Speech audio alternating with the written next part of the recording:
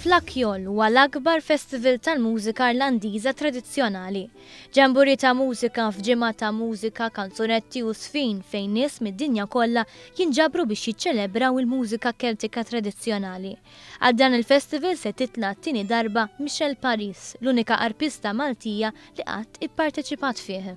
Kelli feedback tajjeb ħafna x'bħala barranija apprezzaw anke l-effort żejjed ta' tiegħi, ovvjament jafu li limitata fl-aċċess tal-riżorsi, da ħafna minnhom twildu f'dik it-tradizzjoni, kibru ġenituri tagħhom u n-nannit tagħhom kollha jagħmlu din it-tip ta' mużika.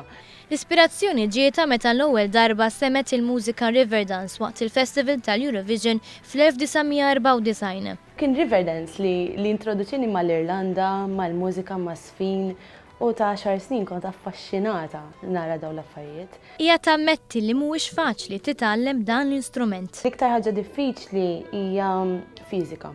Hemm strain fiżiku fih, jekk id-doqqa ħin twil, forsi taf kulħadd jaf jaqbduha mill-blisters l-arpisti hawnhekk ma tantx ikunu sbieħ u juġawk naqra mhux ħażin.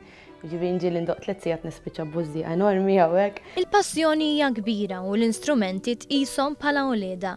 Saħansitra tagħhom isem, dik li qed iddoqq jisimha Chloe u l-ieħor jismu Connor. Bqajt dejjem nipprova nara fejn ħanitgħallem għax ovvjament l-opportunitajiet ta' Malti għaw Malta kienu tista' tgħid żero fuq din it-tip ta' mużika, sifirt barra wkoll. Barra li tikkomponi l-mużika hija għadha tistudja l-lingwa Ċeltika u tkanta solo a cappella ħafna mill-arji tagħha. Hemm ħafna postijiet l-Irlanda fejn jitkellmu l-Gaelic biss. Ġifieri u permezz ta' dan il-festival u oħrajn iżgħar it-tradizzjoni kibret ħafna. Fl-2008 waqfet il-grupp ta' mużiċisti u kantanti Ċeltika fejn jagħmlu kunċerti fuq bażi volontarja. Din is-sena huma kantaw għall-Inspire.